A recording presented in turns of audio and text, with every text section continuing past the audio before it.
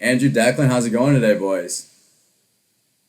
Living the dream, man. Yo, thank you guys so much for coming on. Like I said before, like we were talking before this, and honestly, I've been telling people, making a podcast is like never easy, but I feel like this one I was more like just stoked for it, just because I'm a huge fan of you guys. Like seriously, like watch you guys' shows, I watch the stories, and you guys got some great messages coming out on your guys' content. So honestly, I'm a huge fan.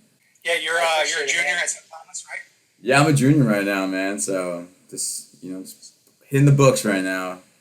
Zoom University, so fun baby. fact, man. 4 years ago, on February 14th, we started this thing. So we're literally sitting in that same shoes as you. Yeah. 4 years ago. Dude, I actually went back and watched your guys' old stuff. You guys were like, it was crazy. You guys like had this little microphone, and it was like kind of like a group one, right? You guys were just sitting on couches, and like it looked like a kind of like a patio, wasn't it? Like, and you kind of had like your guys' setup had like the what was it, like the map of like the world, like so you had like the United States and all that, so like legit just like straight up just like in the I don't even know, was it the basement or patio you guys had set up? It was actually the sunroom of Andrew's house. It's on the corner of Grand and Finn, right across the street from the Grand and Finn apartments. You can actually see it from the road. It's just like, it's on the third floor, a little elevated. It's a little elevated sunroom. Terrible. I mean, it's a small space, so that's why we thought it was good for podcasting. And it ended up being decent audio. But like, yeah, dude, tons of memories up there. It was damn near a smoke shack up there. So you can imagine all the tomfoolery we got into up in that studio. They're gonna have to make that into like almost like a museum, just kind of like a tour way when they like take kids around St. Thomas. But like the Backpocket Podcast started right there. Just a heads up. Dude, another funny thing about that too, because you're a St. Thomas kid, this will be relevant. Is so when we first started the podcast, juniors, second semester, basically where we're at, where you're at right now, with starting it. So congratulations on getting this thing rolling. I'm super stoked to be here, but. Episode 6, we had President Sullivan on. No way! I think I did see that. Yeah, no, it's like episode 6 or something. Then she came on. She came on 3 different times on our show, but I would challenge you to definitely get her on and start talking about just anything, everything with that woman. She's a rock star. Dude, that's so crazy. I'm not gonna lie, I did run into her, and I was planning on asking her, but like, not gonna lie, I kind of like choked under pressure almost. I was just like, "Oh, so nice to meet you. Goodbye." Almost just like walk past her, but dang, okay, you guys had some courage there. Respect there, man. Nice. Absolutely. Yeah, and then she came to our place. We had her on 3 times, and then she came to our place. I think I did see that. Yeah. Our second semester senior year, so right before we were graduating. And I couldn't make the episode because of my dumbass was going to buy a car, and I didn't know how long it took. I needed all these papers I didn't have.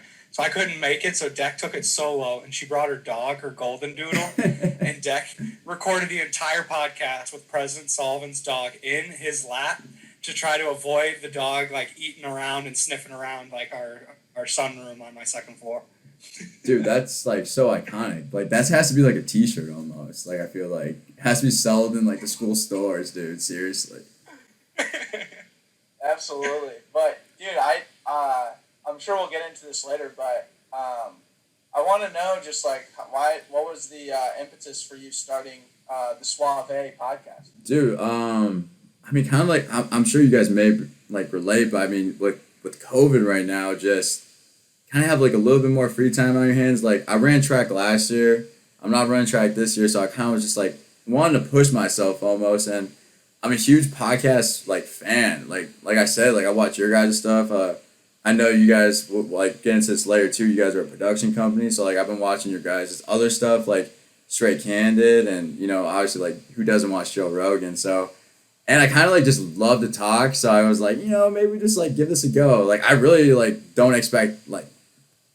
Have any expectations going into it, but it was just kind of more of like just let's just maybe just go for it and like see what happens almost. I don't know what was your guys' mentality. You guys are junior. You guys just like I know you guys were football players, right? You guys were just like kind of just like dang, let's just go for this or what? Yeah, we'll circle that real quick. We started it because Dak and I, similar to you, man, we saw all these other people recording podcasts. Mainly, part of my take, two wildly average guys that took over the sports industry by being themselves and just their personalities. And Dak and I listened to their podcast religiously the summer going into junior year in our internships. And then we just looked at each other and we're like, let's do this thing. We are average guys. Let's talk about our story. And it evolved from having our friends on to having professors on, the dean of engineering and all these different classes that we wouldn't have taken, but we had those professors on our class or on our podcast. And then we graduated and we just never quit. And it has evolved into this community of people that believe in each other and want to help each other. Because we've poured so much of our time and energy into others and hearing their story, genuinely listening and caring about them, and sitting down for an hour and then promoting them across all our social platforms and watching them grow. Now it's come full circle, and we're sitting in this position where we've given value, and we've received a ton of value along the way, but it's coming full tenfold right now, as you just mentioned, now that we're starting this podcast production aspect to what we're doing here at the Backpocket.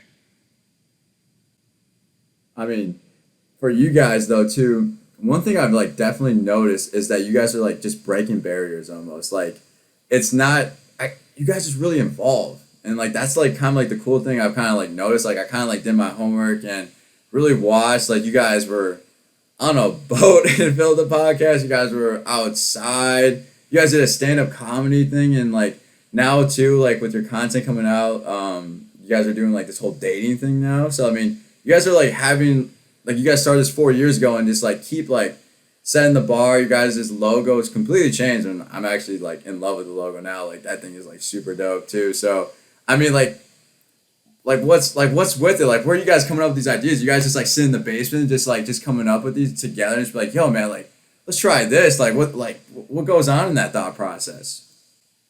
Yeah, phenomenal question, and really it is a journey of what kind of garners the most happiness and what we're the most curious in. So we started this podcast with a blank slate. Like Andrew said, we're two wildly average dudes who know nothing about the podcast space, but we're willing to accept that we're average guys and that we don't know everything. So we're going to try our hardest to like find the things that we want to know about and that we're interested in. So we've kept that mindset the whole time. And so when we come across these random ideas that pop into my head or Andrew's head or someone brings it up to us, if it really makes our light bulbs in our heads turn on, or if it really feels like it's filling our heart, then that is all the action you need to, or that's all the internal juice you need to start that action.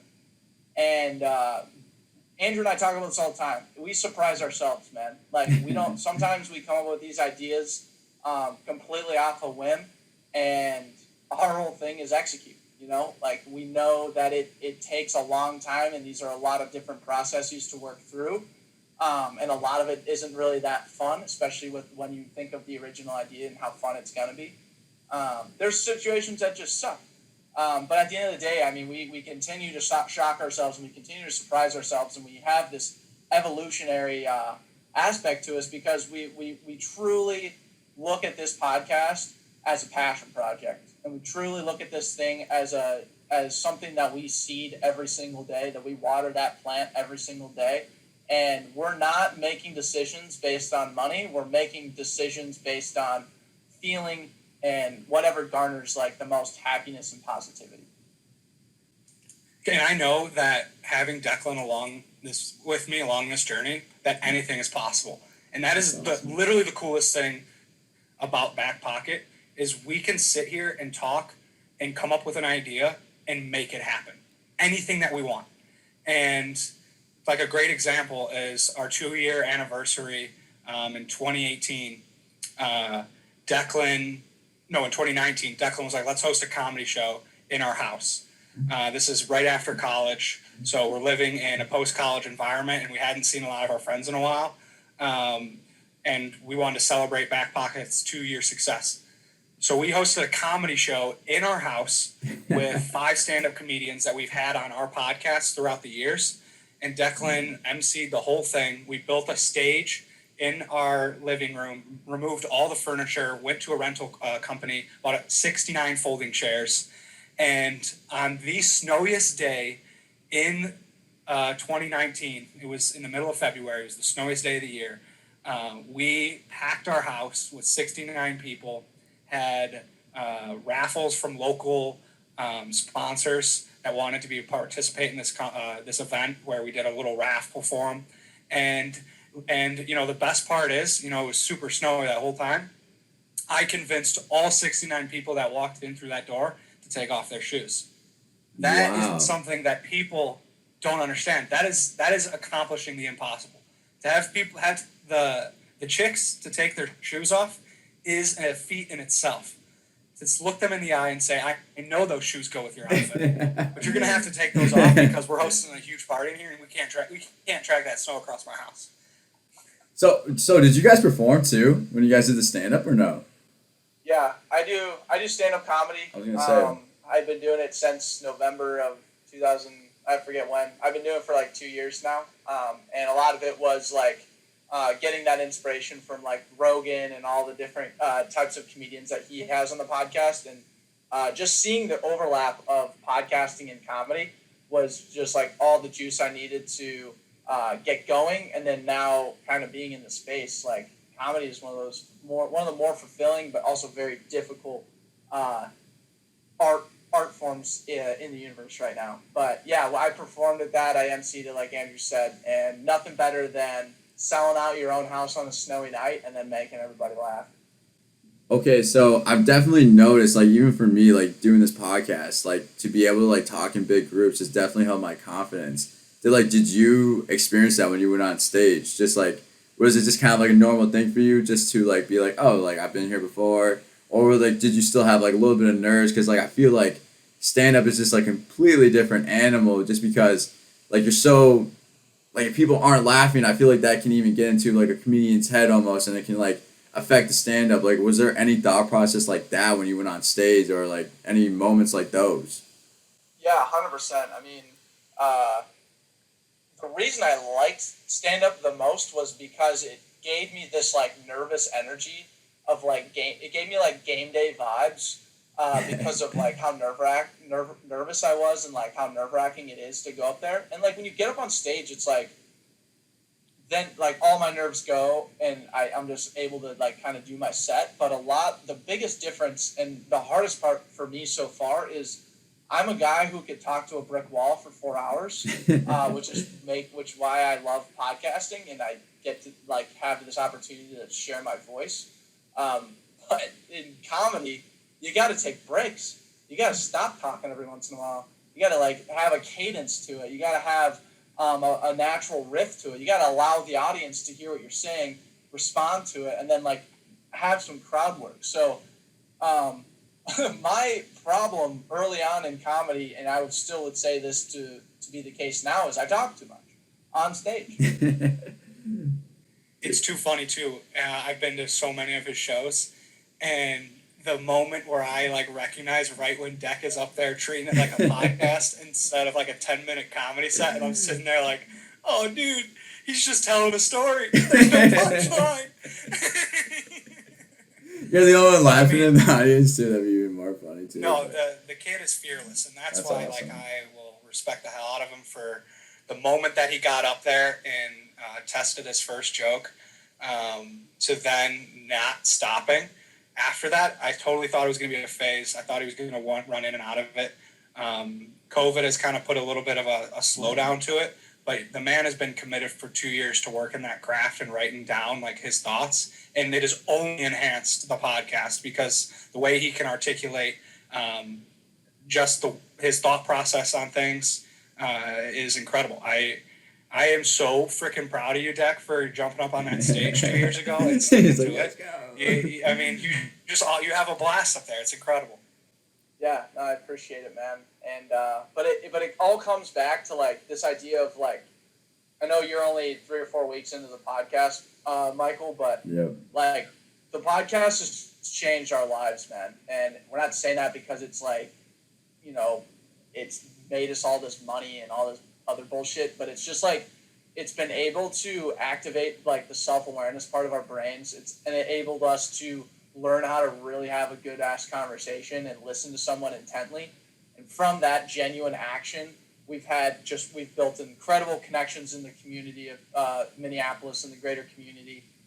Post grad, Andrew will tell you a couple of stories about how he's gotten like jobs and still has his fully employed job from this podcast.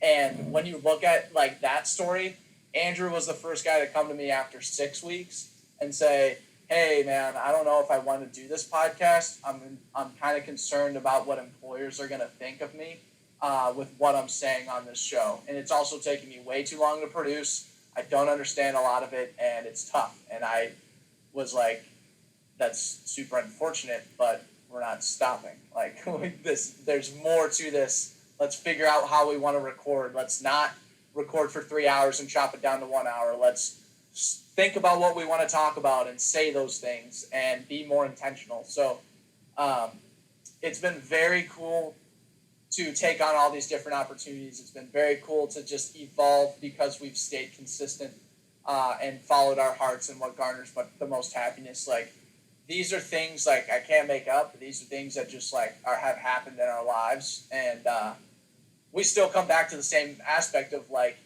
we're literally just two wildly average guys I'm now 25, Andrew's 24. We have so much work to do. And you know, it's only the beginning, man. Well, I mean, you guys even know too, and I'm finding out how hard it is to come out with content weekly. Like, Yep. It is not easy because, like, you know, I think people really don't understand how hard a podcast is. You know, you film it, I think that's probably the easiest part, but then you got to go into the studio and then you got to edit the whole thing.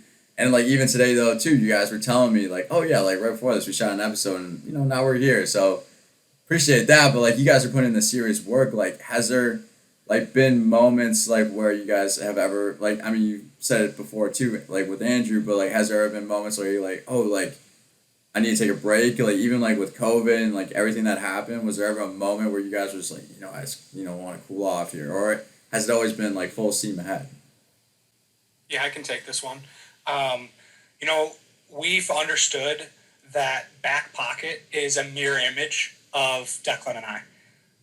Where we're at in our lives is what is going to be the reflection of how Backpocket is doing, for better and worse. And when we recognize that we're starting to get tired and lackadaisical, we will say, all right, it's time to call it a season and wrap it up. For the first 3 years of podcasting, we understood that this is a strenuous process week after week. Remaining consistent and finding the value is difficult and it's tiresome. So when the holidays roll around, we say, let's cut it off, let's take a break, and let's call it a season.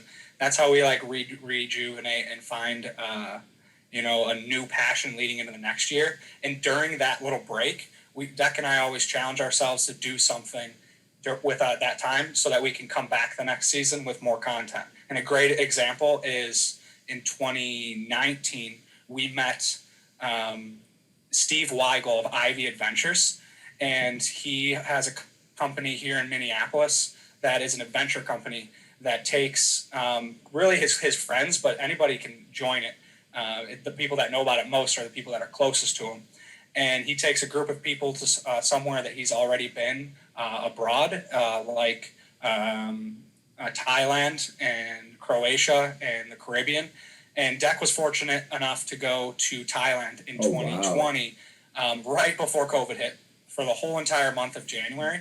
And that just fueled the Backpocket for 2020. But Deck, if you want to touch on that, like, that is one of those coolest moments of capitalizing on what the Backpocket network offers. Yeah.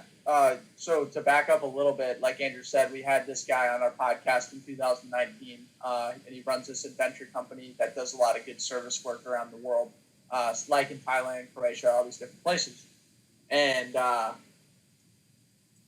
so one thing that he did, or like one thing that's really cool about our podcast is at the end of every episode, we always challenge our guests, like, hey, who should we have on the podcast? Who do you think we should have on next? And so we did like this a series of times. And the first guy who came on was one of our good buddies who runs a clothing company. He says, hey, get this kid Jonah Stillman on. And so we're like, okay, sounds good. Not really thinking anything of it. Jonah ends up recording with us. Jonah ends up saying, hey, get Steve Weigel on the podcast. This is the adventure lifestyle brand guy. And then Steve invites me on this Thailand trip, and it turns out Jonah's also on this Thailand trip. Jonah and I become good friends and roommates on this Thailand trip.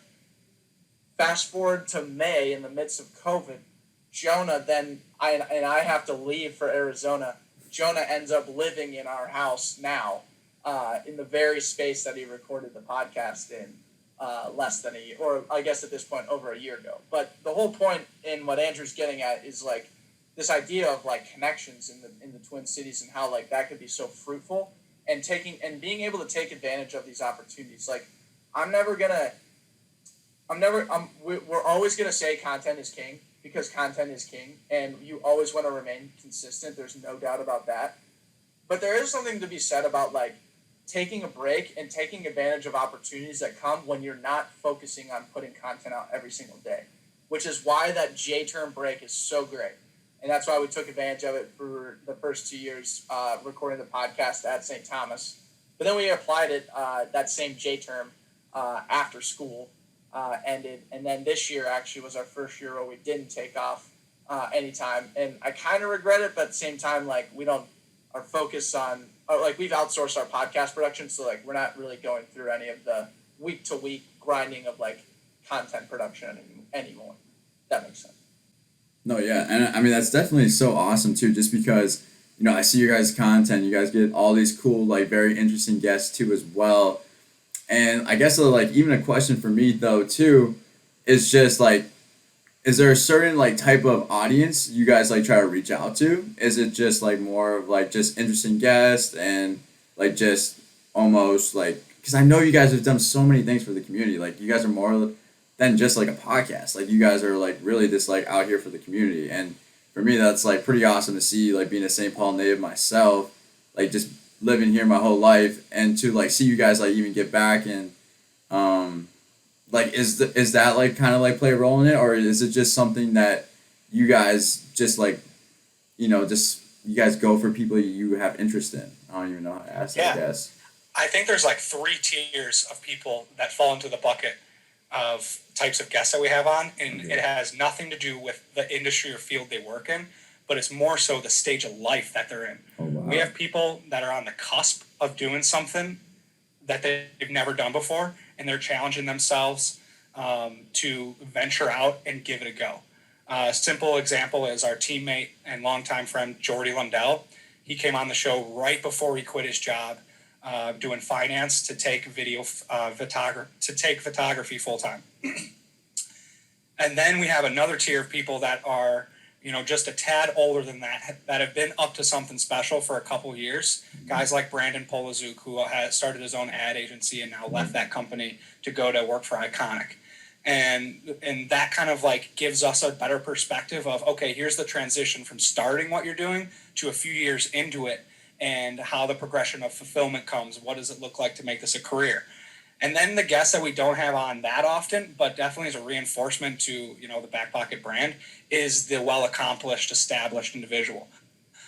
People like Jason Coons, someone who works at 3M and started this foundation called Best Christmas Ever that we were fortunate enough to be a part of this past December. So awesome. Where you get to fundraise for one family here in Minneapolis and surprise them with the best Christmas ever. So these 3 tiers of people are just a mixture of individuals that come onto our show, and we get to be curious enough to see how they're doing and document their story. I'm so glad you brought that up too, because like I did see the best Christmas thing ever, and that's like really what like brought me to your guys' like page too, because like I really did see like, you know, this isn't just like almost a podcast, but you guys are very genuine people, and you know, even to like see like what you guys did, I saw, you know, you guys' holiday card was super cool with the denim, respect there.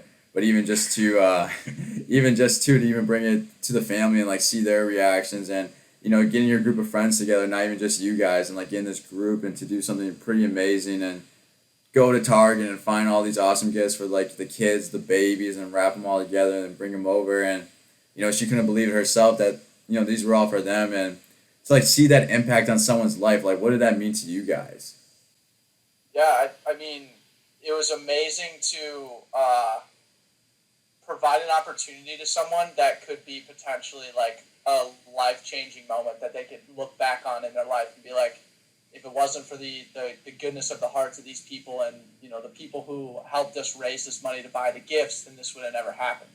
And what that showed to Andrew and I is like we've never like tried to raise money at all. We've charged tickets for concerts and stuff, but like we've never tried to like legitimately raise money for a charity. This was our first effort in doing so. The fact that we raised $10,000 in 6 weeks for this family it just blew me away. It showed the power of the Backpocket community and the hard work that we've put in for the last 4 years. And the fact that we were able to not just use that for intrinsic good, but using it to impact the life of a full-on family, like that was something that's far bigger than us, far bigger than a podcast, like you were saying. And it totally just made my heart full, and it really opened my eyes to the idea of like, all right, well, what more can we do now? Doing the Best Christmas, being a part of Best Christmas Ever, was hands down the most fulfilling thing that I've done. What brought you guys to that? Backpocket. Like, what made you guys like think that's just like, let's do this for our family? Because like, I mean, how many people do that, for the Christmas and the holidays, like to like really give back to something like that? Yeah, that's an awesome question. We had Giselle Ugardi on our show, and she mentioned this man, Jason Koontz, this guy, this mysterious guy, Jason Coonsy, and she's like, you need to have him on your show. He's the co-founder of this charity called Best Christmas Ever. We had him on in 2019 November to promote Best Christmas Ever, but we were too late to the game to do it ourselves. But he said, come back to me in May and let's get you signed up. So then in May of 2020, we signed up for Best Christmas Ever, and it was one of the best decisions that we've been a part of. And what was really cool about the whole thing was, and the listeners, we haven't even told the listeners this yet, but Declan lives in Arizona, and I live here in Minneapolis, and we accomplished this incredible feat for giving and helping this family with us being in two separate locations and just figuring out how to do it. That is something that we've circled all the wagon already earlier, but you put us in a situation and we really want to accomplish it, we'll figure it out, and we're going to do it to the best of our ability, and it's so much fun doing it. Me challenging myself to jump in the ice water for 31 minutes to bring awareness to what we're doing for Best Christmas Ever, live streaming the whole thing, and raising, I think, roughly like $3,000 in a matter of 24 hours just because of that event. Raising a total of $10,000 just from Deck and I talking about it, reaching out to people we care about across all of our social platforms, and then going to Target with the company card, knowing that I can purchase anything I want for this family, and anything left over is going to make a lifelong impact to help pay for their rent. I mean, it was the coolest 3 months to invest our time and energy. Man, there's so much. I'm smiling just because I can see how passionate you are about it, man. And like, that's like super freaking awesome, dude. And like, I don't even know where I want to begin with this, but like, man, so many questions here. But I remember when I was watching the Target thing, this is like such a serious thing, and like so happy for you guys. I have a 4-year-old myself, like he's gonna be 4, and I remember you guys like talking about like, you guys didn't really know what to get the kids and stuff, and I remember you guys were just literally like, I don't know, like, I think you guys said 8 months or something, like, what do you get an 8-month-year-old? And you guys were just like talking about all these toys and stuff, and like, for me, I was like cracking up, and then you guys were like, oh man, we just give him a membership for Yoakum, have him roll around with Yoakum or something, and I was just like laughing myself, dude, because like, I was just a fan. I was just like, yo, this is freaking awesome, dude. And then even though, and this is another thing I wanted to ask you too, so like for me, like right now, our house, like we're under construction right now, and so we haven't had like hot water in like maybe like 2 or 3 months. So I've been taking cold showers, dude, and like to watch you get in that ice bath, holy shit, dude! I was like feeling for you because like for me, I'm like in and out that thing. You had to sit in there for like a half hour, and like I've seen your guys' stuff. Like I know you guys have been in the lake before too. But like, and I joined your guys' live. I can just remember like just seeing you like just get ready for it, and I was just like I felt like I was there with you. I was like, man, this dude's about to feel it. Like, what was that like? Just to be in the ice bath just for like 30 minutes, and like that's a different mindset almost. Just like to lock that in almost. Yeah, it's a different beast. There's something about being in that ice water that's addicting. It's like there's a dopamine kick, definitely after you do it, but while you're in it, it is the only thing consuming your brain. You are so hyper focused on yourself and your breath that nothing else matters. You're finding warmth through like just stillness and recognizing like your body's gonna shake and it's gonna be like frigid, but it's okay. Your body can handle this. Take a deep breath. And then on top of that, I think what really got me through it was the live stream aspect and people donating. And we had our Backpocket team around it filming and shooting me messages saying like, hey, this person just donated, do this, and this person might donate. Stuff like that was just like, focusing on the give back. But the ice water is something Dude, it is a beast. I mean, for some reason, we became the ice guys overnight. I can't even remember what year, but everyone just started pointing at us and being like, Backpocket equals ice guys. That's awesome. I mean, because I think what's your intern's name, Lauren or something. I remember you just like talking to her like, for the first couple minutes, do not say one word to me. I just need to like embrace this. And were you guys in like a sauna before you guys jumped in or what? There was a sauna that we got in afterwards, and thankfully my body was numb. And I was in there for 30 minutes, and the founder, the place we were at was called Embrace North. Okay. And it was just a giant bucket. It was 35 degrees out, and he just poured 4 bags of ice in there. And we sat in there for 30 minutes, and then he looks at me and goes, Andrew, 1 more minute. I'm like, all right, dude. So. Was there any like how'd your body feel like the next day or two, just even after that, man? Adrenaline and energy is at an all-time high. Wow. Accomplishing something like that really puts things into perspective and be like, okay, your body's capable of a lot more. It's like some David Goggins almost right there, man. It's got the David Goggins in it. And then if you have Wim Hof, he's my dude. The dude Wim, he's the Iceman. He inspired me to, get in the water to begin with. But it's all about the breath and understanding, like, just be patient with yourself. You'll get through it. No, that's awesome, too. And I even saw, like, too, like, you guys had, like, another group of people, like a group of girls, right? Like, that helped you out, too, with the donation, too. So you guys had support everywhere. Yes, the Straight Candid girls helped out. Oh, sweet. That's awesome, guys. Declan, we touched on this earlier, too. You are in Arizona, my man. You have an RV. What made you get an RV, if you don't mind me asking? Like, I always feel like RV guys are just kind of, like a different type of breed almost, like, just, like, to be able to, like, travel like that almost. You go back and forth from Minnesota from Arizona with that thing, or what? No, so I work as an engineer as my, like, day job. So I'm a podcaster and comedian by night and engineer by day. And my job, I relocate a lot with the different work I do. So right now I'm working in the middle of the desert on a nuclear power. It's the country's largest power plant in Arizona. Oh wow! And so I work out on that nuclear power plant. And the best way to live out there is usually just with an RV and a hookup. So the way I got the RV actually was from a connection that I made from the Airbnb I stayed at when I was working in Tucson. Oh, and geez. I got like this.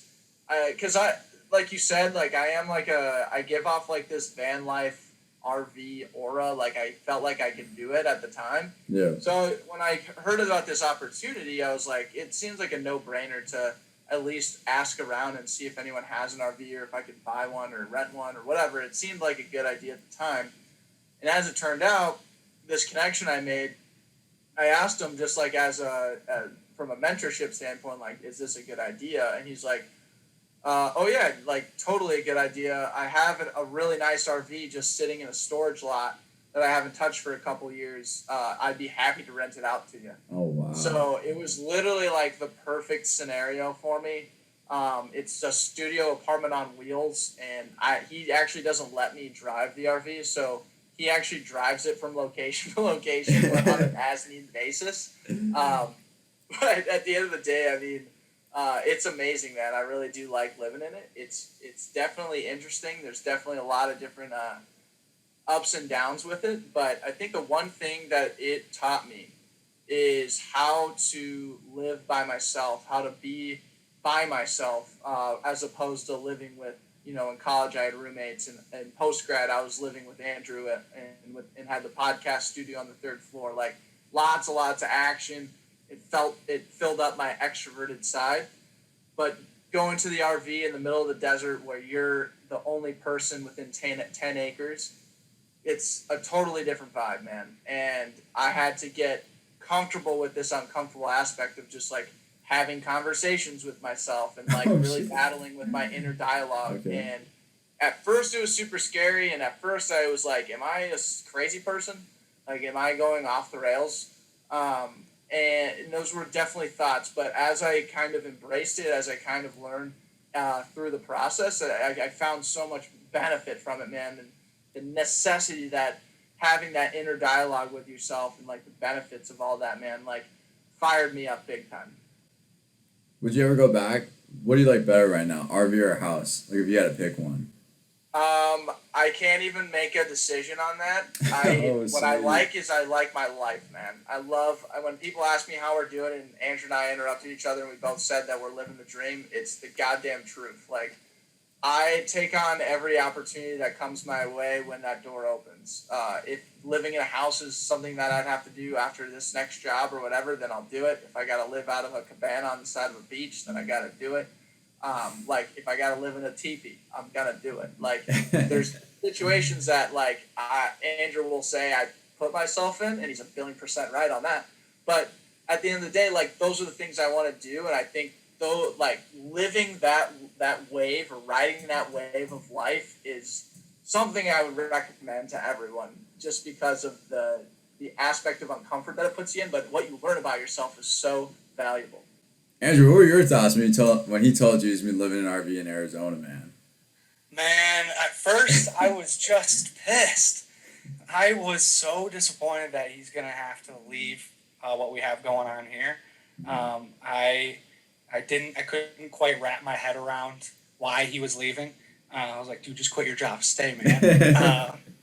But at the end of the day, we can grow this thing more successfully if we can figure out how to do it separately, so that we can be a two-headed monster in different locations. But the fact that he's ventured from Airbnb hopping in Tucson for 3-4 months to then meet and commingling with a bunch of 60-year-old divorcees, because that's all that's happening in Tucson. Meeting all these people. Yes. Led him to meeting someone that doesn't use his Winnebago or whatever RV deck he's in, and saying yes to the opportunity to jump in an RV and then drive it to a lot on a farmland, so that he can live 30 minutes from Scottsdale and a couple minutes from his job. Nice. The fact that he pulled it off and he's doing it right now is just the coolest thing. And it's just a simple reinforcement of like who we are. There's nothing that, like that we don't get excited about. You could say like that, you could put like a piece of paper on the ground and we'd come up with a game and everyone would have a blast playing. We're out at a bar and we put an empty bottle on the ground and it becomes a giant dance circle. Like we make the most random things into a giant ball of life because we just have fun doing. Our tagline for this podcast is making the ordinary extraordinary, and we're just doing it in the most goofball way. Dude, that's awesome to even hear that, and I can definitely get that vibe from you guys too. Just because, I don't know, did you guys come out with film from the Bochella thing? Was there any I remember you guys had like that heat. Oh man, we keep it on the low. I'm sorry, boys. Yeah, I'm giving them the shush for the audio listeners, but yeah, we have a ton of film from the 2020 Bochella Looks like some Wolf of Wall Street almost. I was like watching. I'm like, oh, okay, guys, I see you. Yeah, no, we definitely have a ton of footage. We don't want to really. Our whole point with the COVID era and like potential super spreading parties and that kind of stuff, we thought it would be best to not release that or promote it. Okay. But the fact that like we walked away from Bochella 2020 with a full on legal 220 person boat party in what was it, August of 2020, like we like legitimately pulled that off. Like had sponsors, we had backing from the boat company who was hosting us. We had 2 performing acts, and wow. we had 0 text calls, emails, or anything about COVID cases. So like Andrew and I, when we kind of figured that out, we were like, all right, we'll kind of tell everyone what we did later or on podcasts like this. But to answer your question, yes, we do have a little bit of a 2020 reel that we will be releasing pretty soon when we start to release the details for Bochella 2021 on July 24th. Book your tickets. Dude, I cannot wait to see that. I remember just like, I know I saw like a preview for it and I'm like, gosh, that would be such a sweet thing to do. Can't believe you guys pulled that off too. That's so awesome too. And what's cool about Bochella, I just want to touch on it. No, go for it, cool man. about, like the Bochella events is again, it's another like way that we just bring our network together and all the people that we've had on our show. And we just look like the reason we came up with Bochella was because we saw all of these things that are all these people we had on our show and like, oh, we could mix them together and call it and just do it on a boat and call it Bochella. For instance, like we have we know so many people that are very skilled with cameras, so you could film an event. And then we had on several artists that we just also want to have on, like listen to live and give them an event, like Yam House, like Denny, like Bio. Yeah. And then there's sponsors that want to be a part of it, like our friends that have been on the show that have a small business that'll be like, okay, I want my logo on this thing so that it can, bring more awareness. And maybe I have a little pop-up shop there so people can, interact with my brand in person. And then you put all that together and you throw it on a poster that we have one of our other buddies who does graphic design work create and make it just like look super clean. Like Surface's album cover clean, and you call it Bochella, and 220 people show up, and it's just a ripping time. It's just a blast, dude. That I like I said, I cannot wait to see that highlight film. That just looks so sweet, man. I was just like, man, that looks like a great ass time. That's so freaking awesome. So like even like with the sponsors and everything, like I kind of like see you guys like kind of. Like, I see the Wildly Average thing, which is that your guys' merch, right? You guys made that. Dude, I'm definitely going to want some of that, dude. Like, even, like, now, too, like, I see you guys, like, have, like, sweatshirts and clothing. Is that kind of, like, something next you guys, like, want to, like, venture into? I don't even know if you guys have a website or not yet, or maybe I'm just off on that. Yeah, we have a website. We have a Shopify, store that you can buy pretty much any of our Backpocket products. Go get your merch, boys. Go get it. Yeah, boys and girls, get that. Always gotta be merch plugging. But like our intention with merch is like we're not really trying to make any it's really hard to make a lot of money in merch and it's a lot of time to make a lot of money in merch and like that's just really not our intention. Our intention is literally just to elicit these kind of emotions like that's some sick ass merch. I want to represent that and like that goes a long way just for the brand in general. So we see a ton of lift in that and as long as like the hearts of the people wearing it are lifted, then our hearts are lifted. Like that's kind of how we look at it. But yeah, we started that. We've had a wild journey with merch in general. Like we've never really bought a lot of merch. The only time, like in 2019, we had 50 hats and 50 T-shirts that we sold out of because we threw a party for a guy one time and he just gave us like custom Backpocket merch and like that's how it worked out. That was 2019. Nice. And then 2020, we got it. Andrew, being really good at digital marketing and Facebook advertising, was like, yo, I found this way like that we can drop ship all of our clothing. We can make anything in the world. And we're like, perfect, let's do it. Turns out we just don't have a lot of time to spend on like what kind of T-shirt we want to try and sell you next. So what we do at the Backpocket nowadays is we delegate to elevate. So we bring on more people in the company.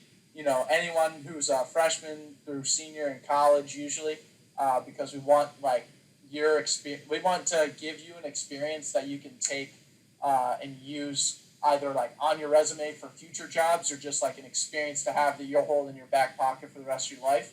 We bring on people like that, interns, and we put them to work, baby. So this year they're killing it, honestly, for you guys too, man. Honestly. Sorry, what'd you say? No, your interns are seriously killing it. Like your guys' like marketing is like genius almost. I feel like it's just awesome to see. Focus is a genius. Intern Lauren freaking rocks. She just got a promotion. When we just brought on 3 new hunks. We got 3 new hunk interns. Hey, changing everyone's life over there at the Back Pocket. Just giving everyone raises. I like it. Yeah, dude. We don't really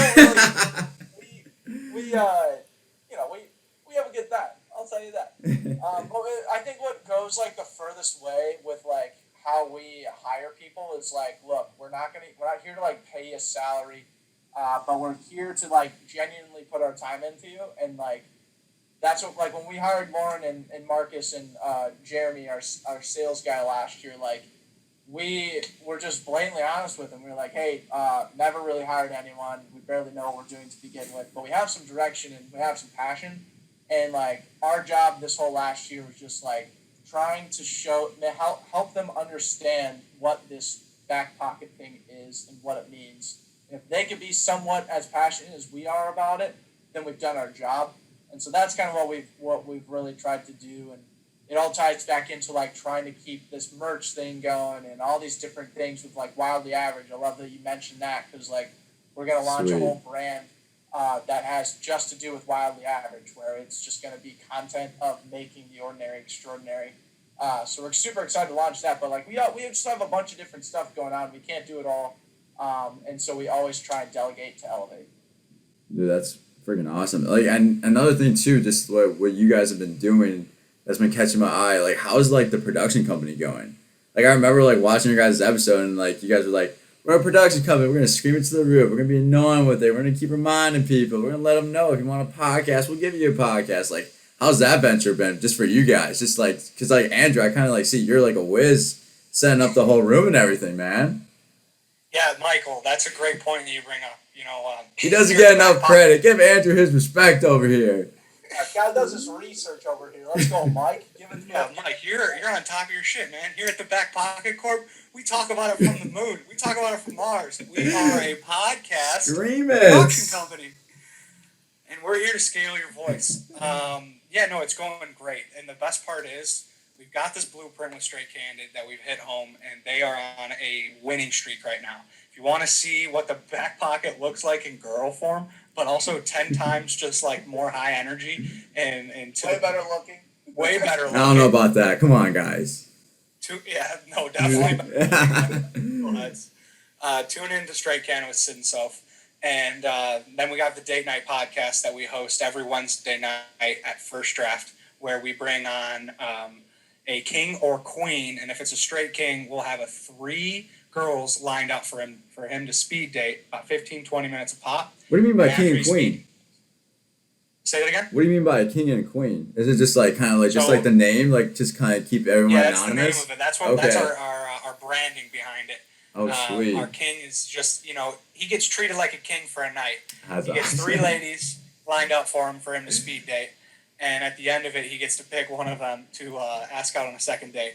But fear no less, one of the ladies that don't get picked will then be a queen, and we'll have 4 men lined up for her. Sweet. And the cycle continues. It's just a constant funnel. So those are our 2 podcasts that we are producing ourselves, but we're also doing consulting right now. And that is another great opportunity for us to grow our brand and share our knowledge. So people that are struggling with what they're doing with their podcast, want to find more consistency, or just starting and don't know what they're doing, we have a consulting package that we're offering, where you can get Deck and I on a Zoom call, or meet me in person, or meet Deck in person if you're in Arizona, and sit down and we can hash out our 4 years of knowledge that we've been able to gain and share with you, because we truly believe in this podcast industry. Have you had people reach out to you yet? Like, I remember like seeing you guys said like even on the first day you had like 4 people like even reach out to you and asking for advice. Like, what's that been like? Just people just reaching out and just like wanting your guys' help. Yeah, it's been really fun and again super fruitful. Like we get these, we have a community of people that donate $10,000 to us in for best Christmas ever.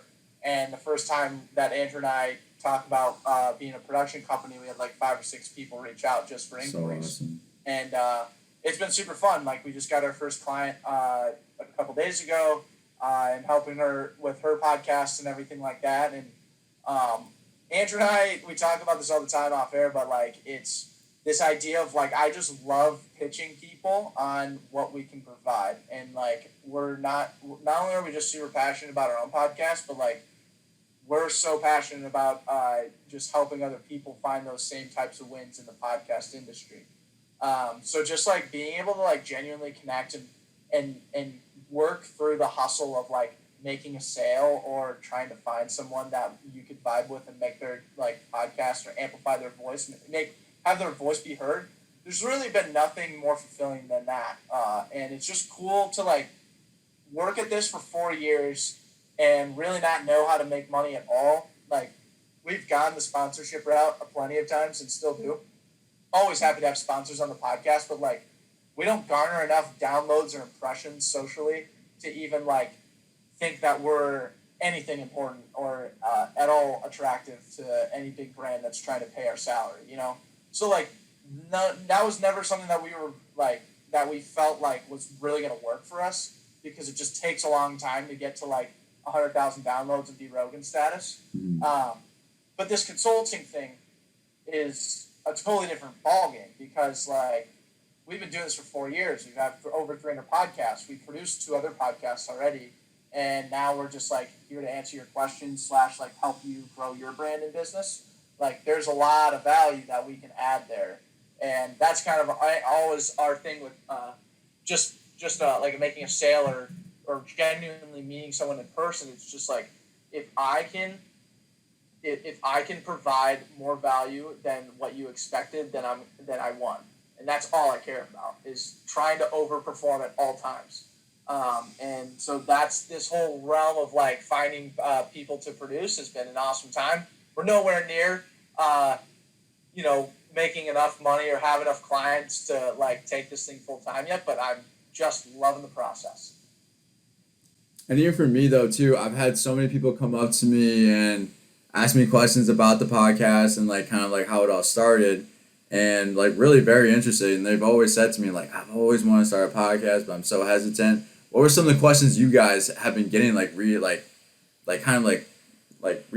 almost? Just like people are like very interested to like ask you guys and like get your knowledge on.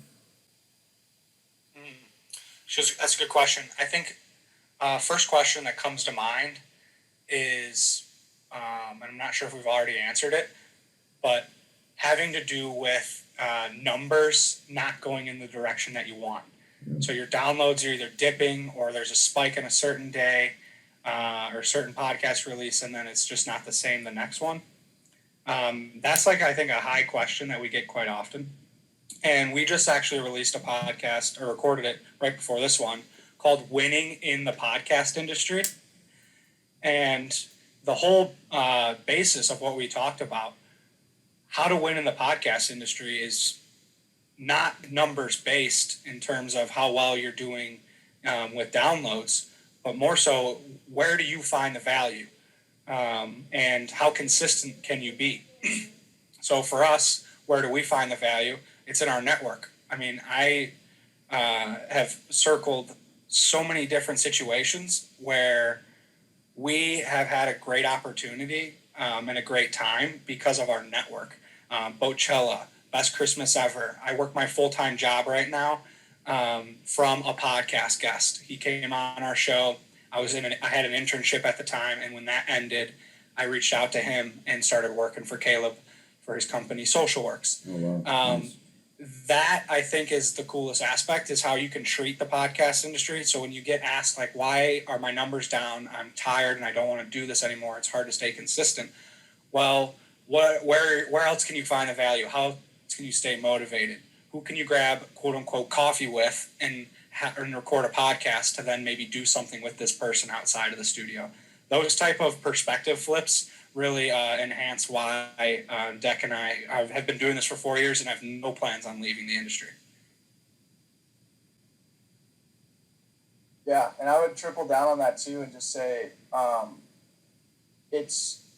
there's so many, like, people. I think what people get caught up on the most is like being kind of unconfident in themselves and not really knowing if it's the right move for them to keep going with the podcast, or if what they're saying is even being heard because of the downloads, or whatever. And I think what Andrew says every time is just like, remind yourself of like what this space is all about. And this space is all about genuine, undistracted conversations for an hour. And this industry is all about making just really good connections. Like we've evolved to storytell and pass on these different amazing traits and characteristics about either family or culture or whatever through storytelling. And like, we have radio, we have news, we have social media, we have all these different things that are kind of quick bits, but there's really not a thing out there besides podcasting that really allows for this type of environment where it's just three dudes talking about whatever for an hour. Yeah, you can go out to dinner, yeah, you can go out to the bars, whatever, but it's just not the same. And this is super intentional, and that's what I just really, like Andrew said, we always try and remind people about like the different values you can get from a podcast than just like people clicking on it or listening to you. No, yeah, even so true. Like, have you guys like found it more helpful to like even have like you two with each other on this like journey than like rather go about it alone almost? Just like because you both have each other just like bounce off, and just like go in the direction where you guys want to go as a podcast.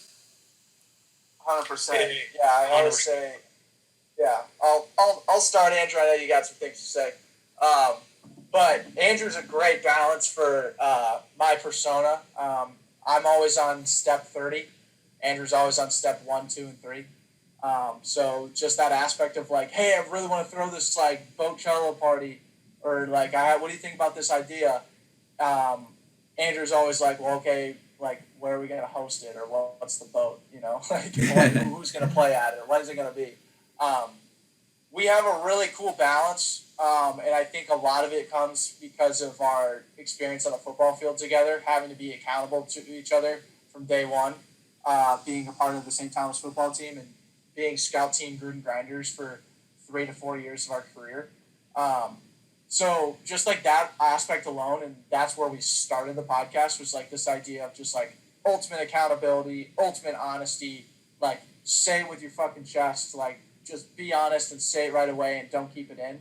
Like, we've really kept that same mantra throughout these last 4 years, and there's been plenty of times where we've fought over things, or plenty of times where we've disagreed, or whatever, but, like, at the end of the day, it's just, like, my job is to be as honest as I can and tell my thoughts as clearly as I possibly can to Andrew, and vice versa to me.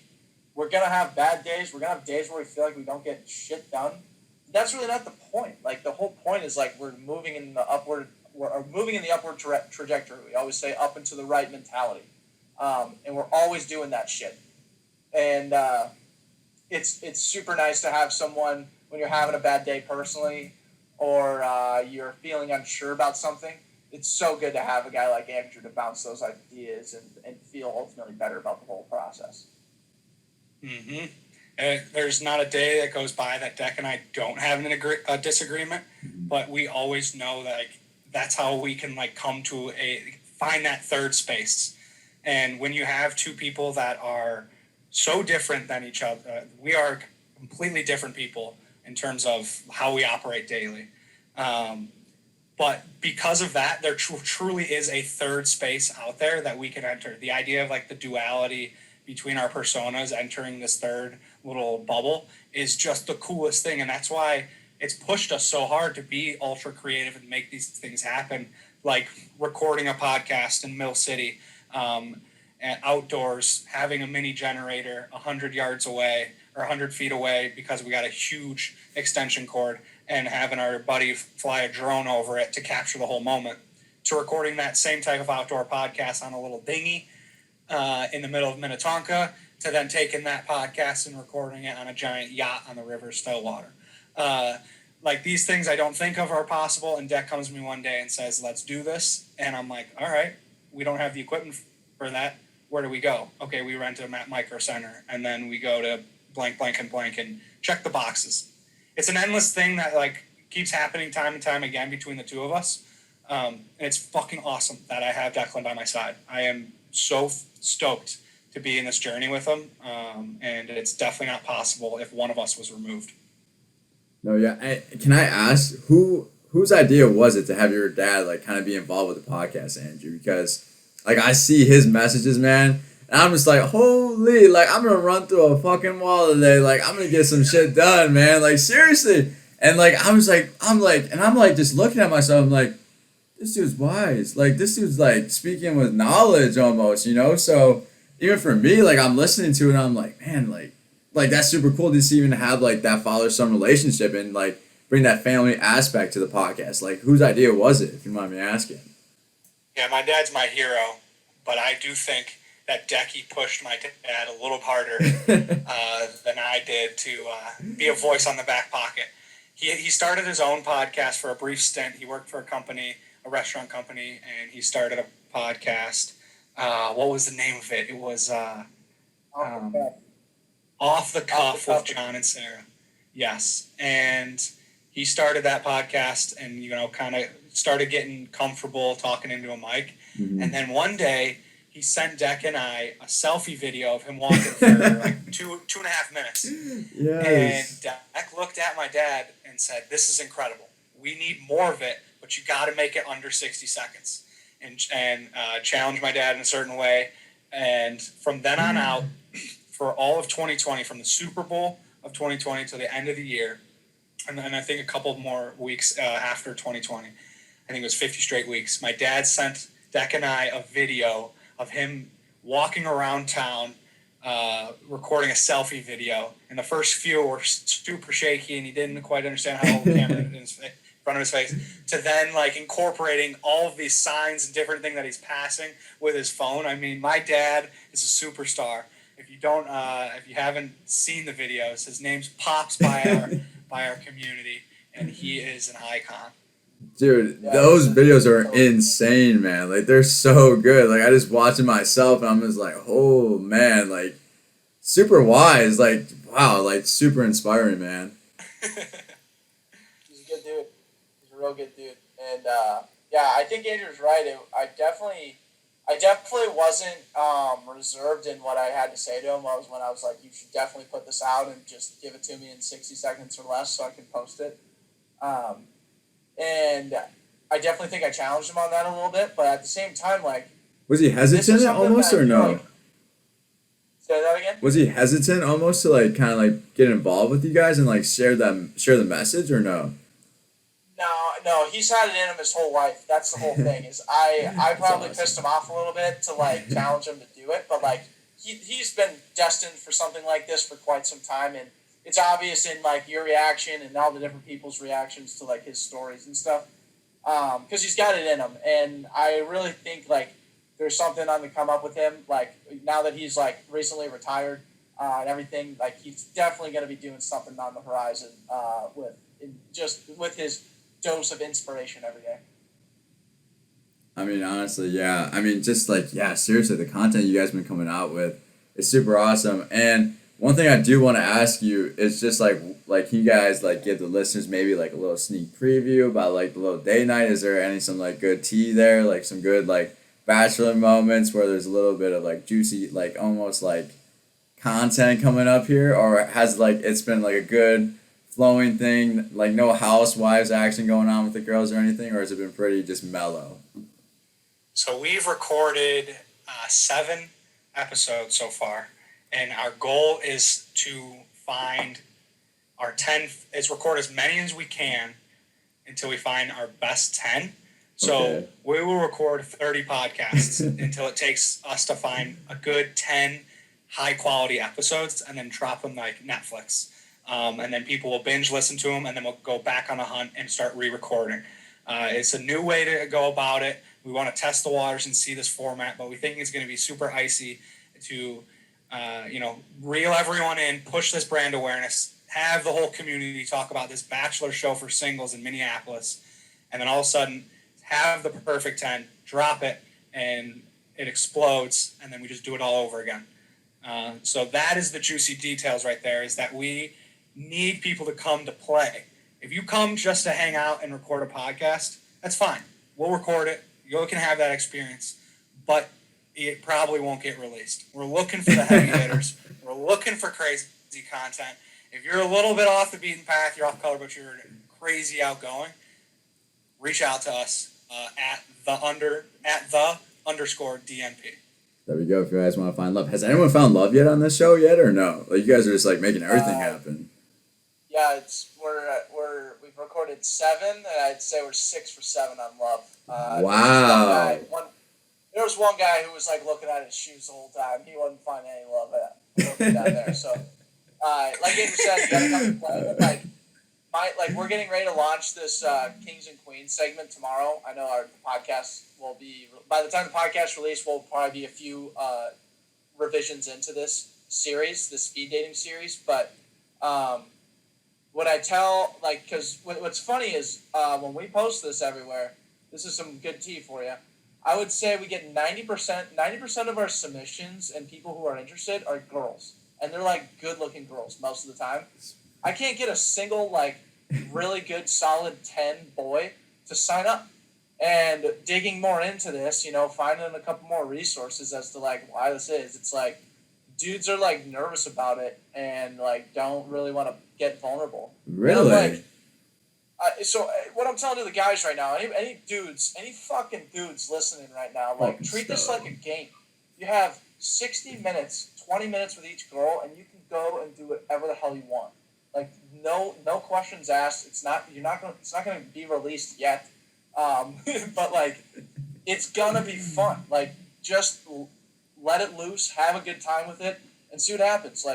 I'm honestly, my pitch to people is you don't really need to find love. We all know, The Bachelor, The Bachelorette, no one's finding love on those shows, even though they're getting married. I'm looking for people that are willing to have a genuine fun ass time and create some content that we can look back on and be I can't believe this is real life. Didn't you do a blind date, Andrew, for the show one time, or no? Am I off on that? You did. I did. Dak did the blind date. Did you peer pressure him into that or no? Our friend Claire Cott. Go ahead. So this is where the date night podcast, the idea of it came, was Andrew and I were trying to we were recording 3 episodes a week and we wanted to get fun with one of them, so we were let's just book blind dates and see how that goes. So I booked a blind date. Andrew produced it. And our friend Claire Cott, he was getting at, hooked us up with some girl, and then it ended up being twins. So they switched halfway through, and I never knew. And then No. Surprised me, and I was like, "What the fuck is this?" And I was just shocked. And then that podcast just did super well. People thought it was hilarious. Then we started thinking more on the idea. Fast forward 10 months later, we come up with this idea for the date night podcast, find a brewery to do it with. And then even after 7 of these episodes, we're still making tweaks. We're still trying to find the best way to make this a fun experience, but at the same time entertaining for the listener. And that's where this Kings and Queens series comes in with the speed dating. So we're just super stoked about the creative process on this one. We never really know what we're doing with it and what the end result will look like outside of just the bingeable podcast idea. We're just here to have some fun and really be present with it and try and find something that really makes a lot of sense. I mean, yeah, dude, that's so freaking awesome too that you guys are just even attempting this. Wow, just pretty stoked. I can't even wait to hear it myself, and this is to kind of get some juicy tea and maybe just some just some comedy from it. Honestly, dude, can't wait. But yeah, one more thing though too before we get going here is so with you guys and the direction you guys are going and just everything going on, what's something you guys want to accomplish here for 2021? I know we're already approaching March here, but is there something that you guys are really aiming to do to really set the bar coming into this year? No, I accomplished this year. I mean, I want to find one podcast that's going to pay us to amplify their voice. I would love to Andrew and I put together a hit sheet of what we think it costs to do full scale production for someone. And if we can hit that or exceed that, that would be amazing. I don't necessarily like to tie timetables to it and say by the end of 2021 we better have 2 paying clients or whatever. It's more of just a distant thing that I want to accomplish at some point and know that it's going to come around. And because it all comes from a space of being genuine. Like I just want to keep doing, like, I don't think there's like any specific thing that we should accomplish by the end of the year. I just think we need to focus on the action of continuing to do what we've always been doing. And I know it sounds super cheesy and dumb, but like you don't understand how many fucking shiny things are in your way from time to time. Like there's a billion things that always come across your mind and are like, oh, this might be a good idea, or oh, blah, blah, blah. It's so staying hyper-focused on this like core family, this core group of people that work for us now, and like trying to turn that into something special. Basically stay on the path to keep making this thing special. That's where my head's at, man. I'm so excited to just continue to amplify that, because at the end of the year, when you look back on 2021, you're like, what did I do this year? And we always surprise ourselves. We always do. I think you hit it on the head, man. I want to continue to reinforce that we are a podcast production company. There we go. Scream it, Andrew. Scream it. It's the damn truth, Michael. We are a podcast production company. Manifest that, man. We're going through a rebrand right now. People look at us as just a podcast, but there is a whole lot more to what's going on behind this mechanism called Backpocket. We are ready for you to be a part of our journey and scale your voice. Dude, I'm so excited. I appreciate it so much for you guys coming on. You guys literally did a show, came on here. All the love to you guys, honestly. So thank you guys so much. And tune into the Backpocket Podcast. And what was the day night thing called again? It was the Instagram handle is @the_DNP. All right, perfect. Get your merch too. All right, till next time. Peace.